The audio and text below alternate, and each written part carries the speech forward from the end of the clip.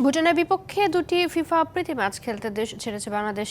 কঠিন প্রতিপক্ষ হলেও 2 ম্যাচ জয়ের আশাবাদ ব্যক্ত করেছেন হ্যাভিংয়ের ক্যাবেরেরা। সেই সাথে মিরাজুলকে দেখছেন জাতীয় দলের ফরওয়ার্ড লাইনে সমস্যা সমাধান হিসেবে।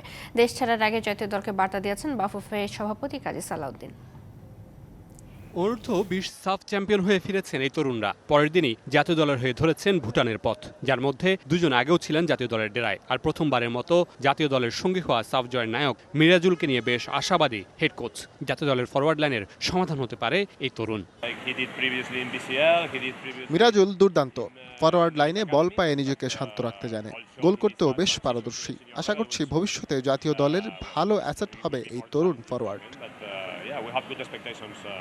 ভুটানের স্টেডিয়াম বেশ উঁচুতে হওয়ায় শ্বাস নিতে সমস্যা হয় বাংলাদেশের ফুটবলারদের। সেই সাথে ঠান্ডা আবহাওয়ার সাথে মানিয়ে নেওয়া মূল চ্যালেঞ্জ হবে বলে জানিয়েছেন মিডফিল্ডার সোহেল রানা।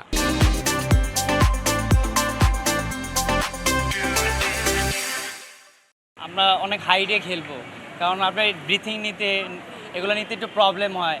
এর মধ্যে হচ্ছে অনেক ঠান্ডা। সো আমি মনে করি কিছু প্লেয়ার ভুটানের আগে খেলছে, এক্সপিরিয়েন্স আছে, বাট সবার নাই। সো আমি মনে করি এটা আমরা 4-5 দিন আগে যাচ্ছি।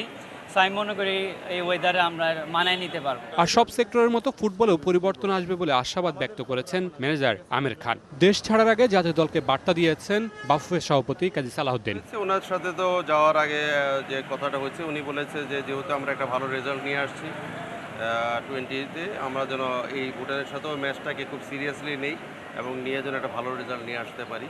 তো সেটাই আসলে সেই মেসেজটা প্লেয়ারদেরকেও দেওয়া হয়েছে। আমরা যারা আছি সবাই একসাথে নিয়ে মেসেজ যাচ্ছি যেন রেজাল্টটা কন্টিনিউশন থাকে। Mamunur Rashid, DBC news, Dhaka.